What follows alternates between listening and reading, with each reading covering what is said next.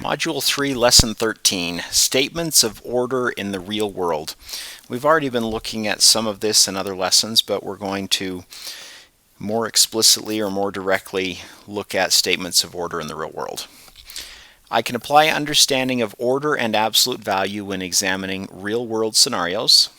I can show and explain, for example, that the depth of a location below sea level is the absolute value of a negative number, while the height of an object above sea level is the absolute value of a positive number. Remember, positive and negative tell us direction. The absolute value shows us how far.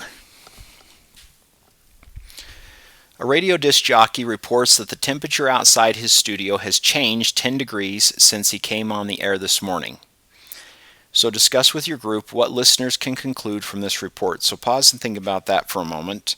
If the disc jockey, the guy on the radio, says, hey, the temperature has changed by 10 degrees, what does that mean?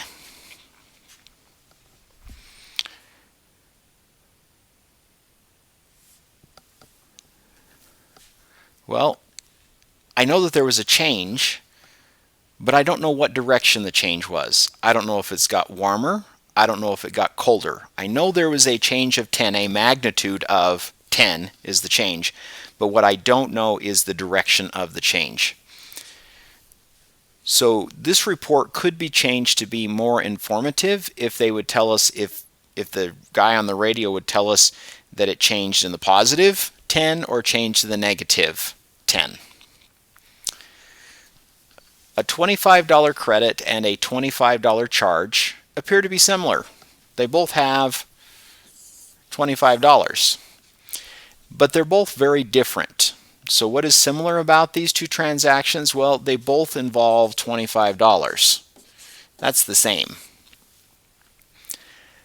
But how are they different? Well, one of them is a credit. One of them is a movement in my favor. I'd love, a credit of $25. That'd be great. But one of them is a movement in the negative. It's taking $25 away. So they both have the same magnitude, the same absolute value, but they both have movement in different directions.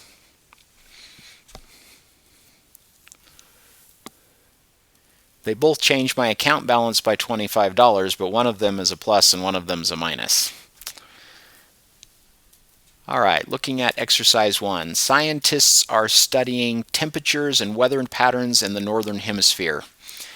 They recorded temperatures in degrees Celsius in the table below as reported in emails from various participants. So they've got some people out there who are looking at their thermometer and they're saying, hey,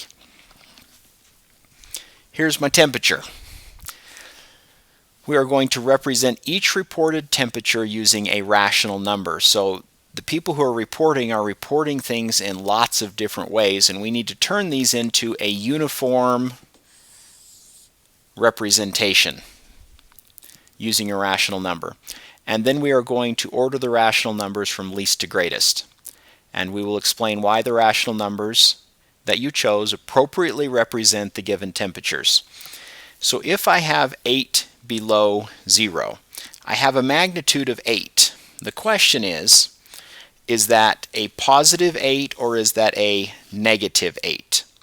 Well, we've looked at so many number lines that by now we should know if we're going below 0, we have a negative.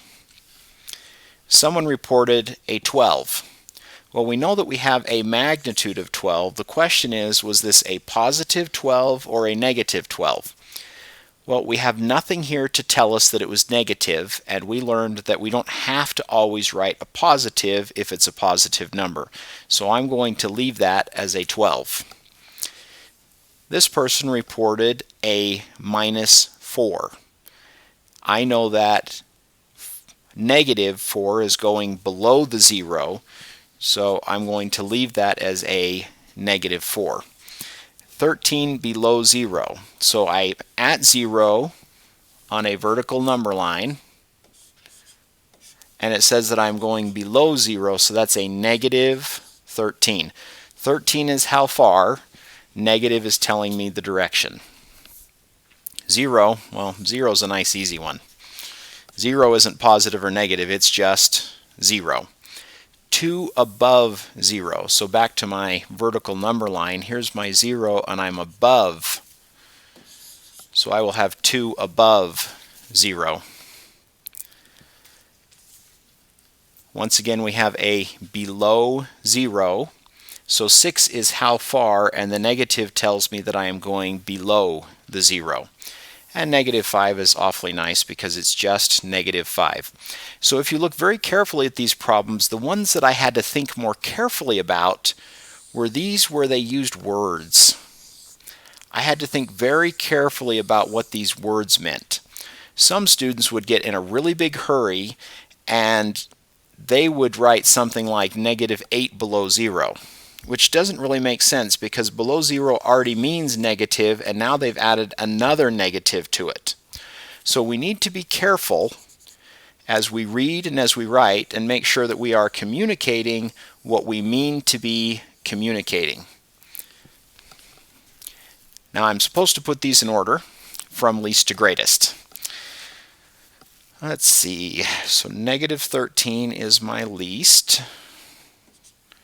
and then I have a negative 8,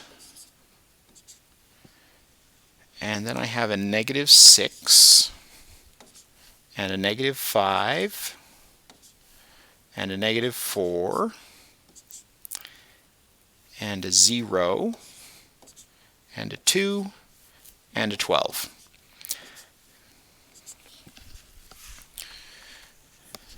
Just double check my work here real fast.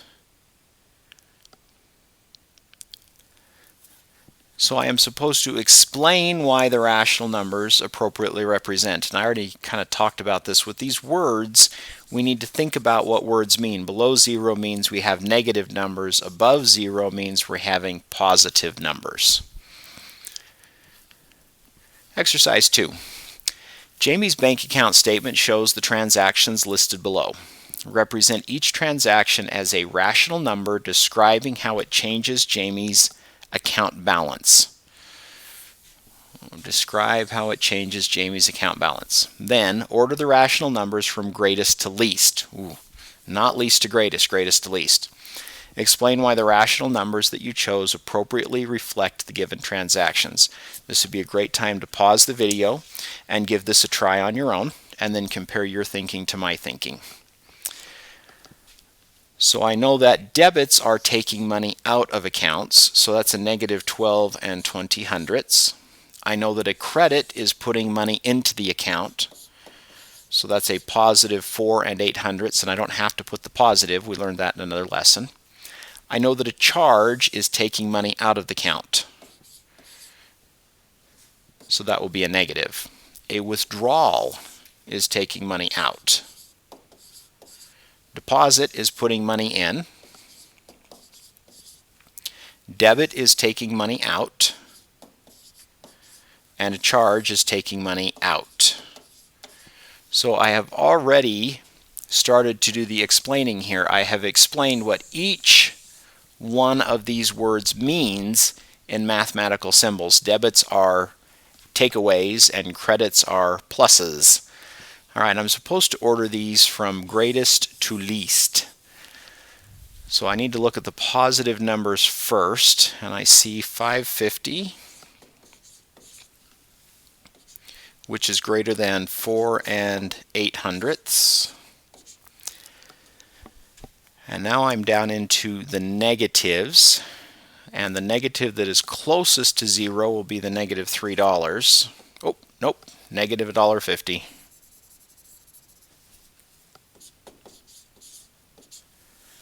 And then negative $3.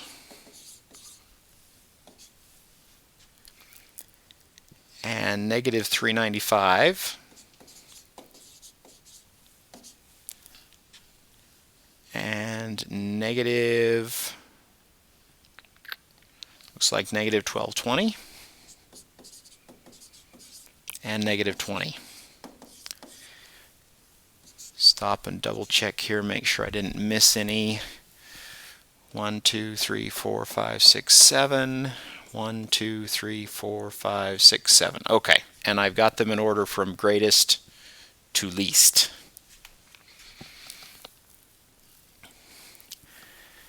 Exercise 3. During the summer, Madison monitors the water level in her parents' swimming pool to make sure it is not too far above or below normal.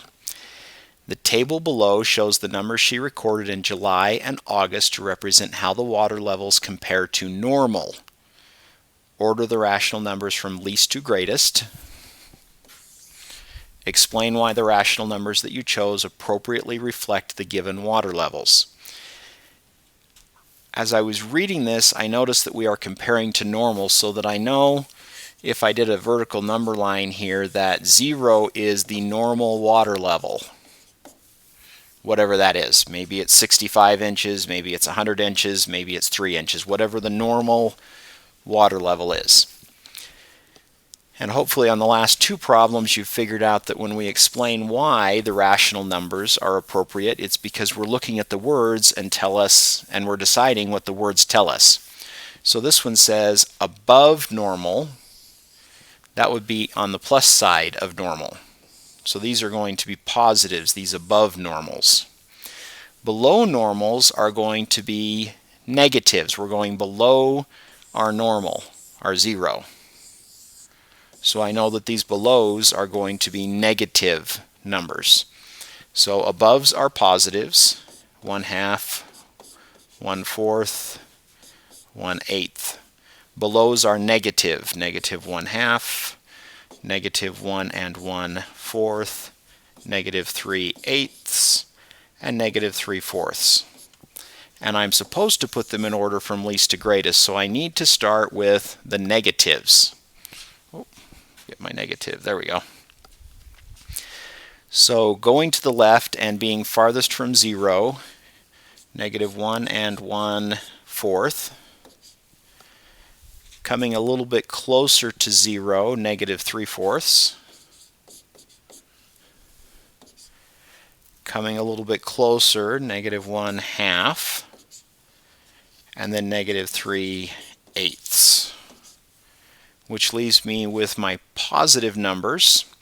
So I'd reach 0 and then I'd be over to the positive side, and the first one I would come to would be 1/8, and then 1/4, and then 1/2.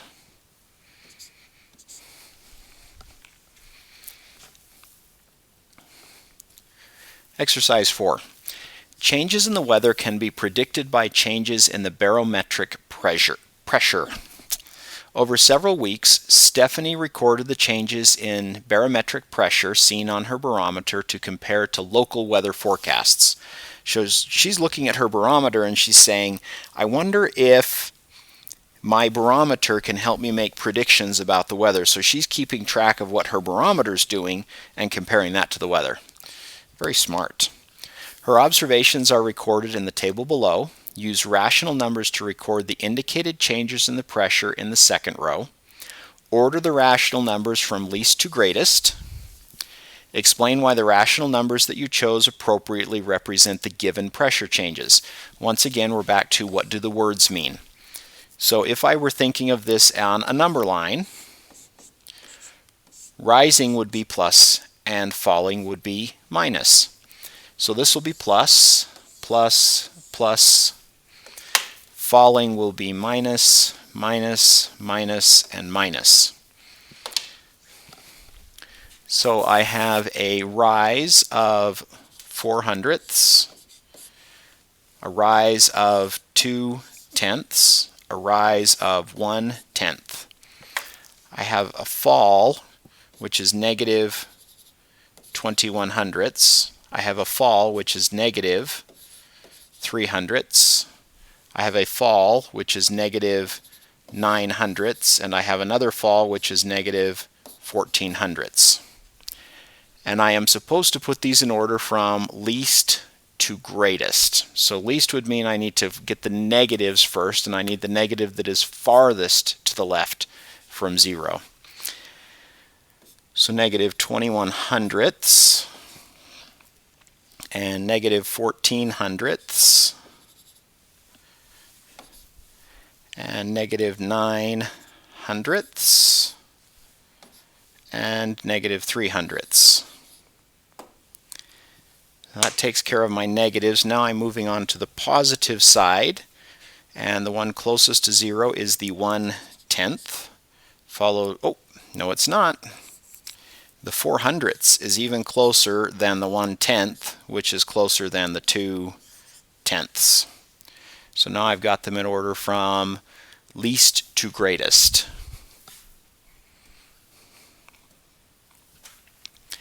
Example number 2. The captain of a fishing vessel is standing on the deck at 23 feet above sea level. He holds a rope tied to his fishing net that is below him underwater at a depth of 38 feet. Draw a diagram using a number line and then use absolute value to compare the lengths of rope in and out of the water. Alright, so I have the water and I've got the captain who's going to be standing clear up on the dock.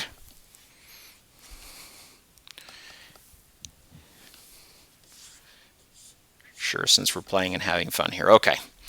And he's holding a rope. He's standing on the deck. He's 23 feet above sea level. So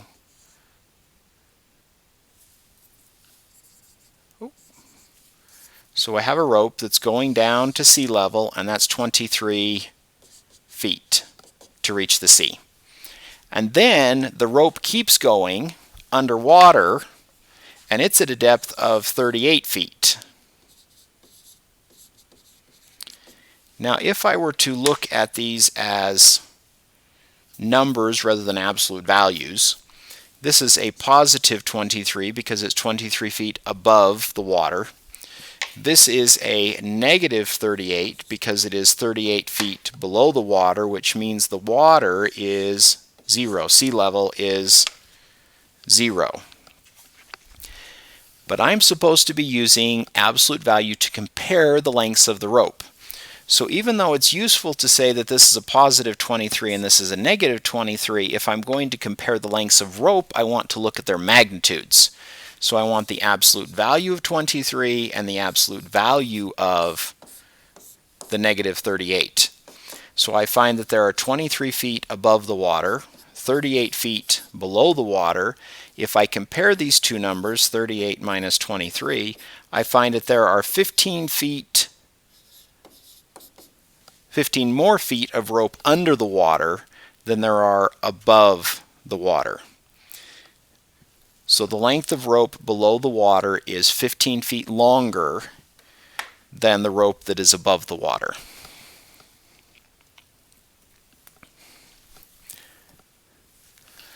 A recent television commercial asked viewers, do you have over $10,000 in credit card debt? Maybe you've seen those kinds of commercials. What types of numbers are associated with the word debt and why? Write a number that represents the value from the television commercial.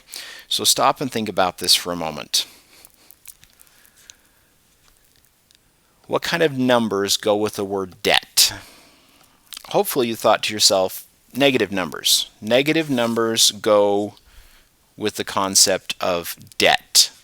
And if you were to write a number that represents the value from the television commercial, well, 10,000 is the magnitude, but because it is a debt, we would represent it with a negative 10,000. So what is an example of over $10,000 in credit card debt?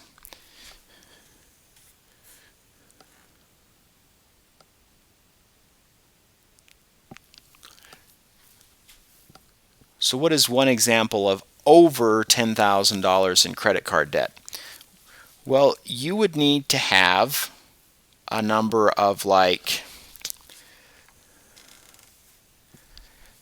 if you were to write it as a number, you'd have to have like negative 12,000 because that's more than $10,000 in debt. Now we know that negative 12,000 is less than negative 10,000. But remember, if we're comparing quantity, magnitude, we need to look at the absolute values. So a negative $10,000 has a magnitude or a size of debt of 10,000 and a debt of 12,000 has a magnitude and add an absolute value of $12,000, so we could say that $12,000 debt is more than $10,000 debt, which I know your brains probably already knew, but we're trying to connect this to thinking about things in terms of absolute value. So how do the debts compare, and how do the rational numbers that describe them compare? So I already kind of talked through this. $12,000 is a greater debt than $10,000. However, the rational numbers that represent the debt values have opposite order because they're negative numbers. And I showed that. My negative 12,000 is less than negative 10,000. But the absolute values of the negative numbers have the opposite order, so they help us see the magnitude and see the actual size of the debt. So kind of one of the hidden messages, and I don't think it's actually very hidden, but one of the messages is that we need to be thinking about not just putting them in order from greatest to least or least to greatest, but we also need to be thinking about magnitude. What does this number represent in a real life situation? All right, so your friend Samuel says he is 50 feet from sea level. What additional information should Samuel give you in order for you to identify his elevation? He says he's 50 feet from sea level. Now in your head you could be asking, okay, does that mean he's like up on the beach or up on the road next to the sea? Or is he scuba diving? What does Samuel also need to tell you to know where he's at? In order to know Samuel's elevation, he'd also have to tell me if he is above or below sea level. If you just say you're 50 feet from sea level, there's two possible things you could be, above it or below it. Identify 3 real-world situations that are represented by negative rational numbers. What are some situations that you can think of that use negative rational numbers? Well, examples we've looked at today involved temperature. We looked at some banking. And we've also looked at the fisherman on the wharf, or our friend Samuel who could be scuba diving.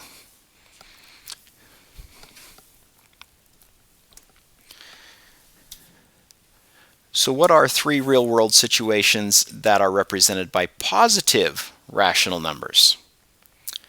Well, once again, we looked at temperature, and you could have a positive temperature. We looked at banking, we talked about credits, and once again we talked about Samuel could be above sea level.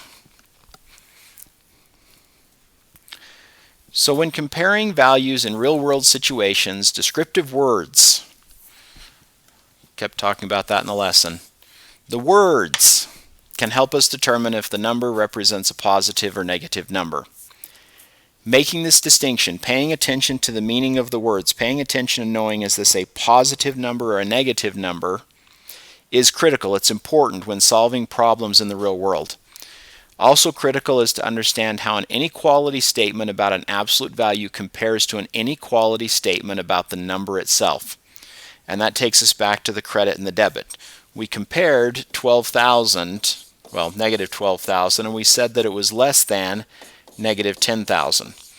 However, when we actually compare the magnitude, the size of these debts, the absolute value of these debts, we find that 12,000 is a greater debt than 10,000. So here we've compared them as rational numbers, which really doesn't tell the story. When we look at the absolute values as we talk about debt, now we have a true picture of what's happening.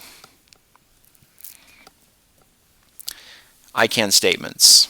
I can apply understanding of order and absolute value when examining real-world scenarios. We really tried to take a look of order and absolute value in this lesson, talking about when we need to pay attention to each of them. I can show and explain, for example, that the depth of a location below sea level is the absolute value of a negative number, while the height of an object above sea level is the absolute value of a positive number. That concludes Module 3, Lesson 13. make sure you complete your problem set, make sure you complete your exit ticket.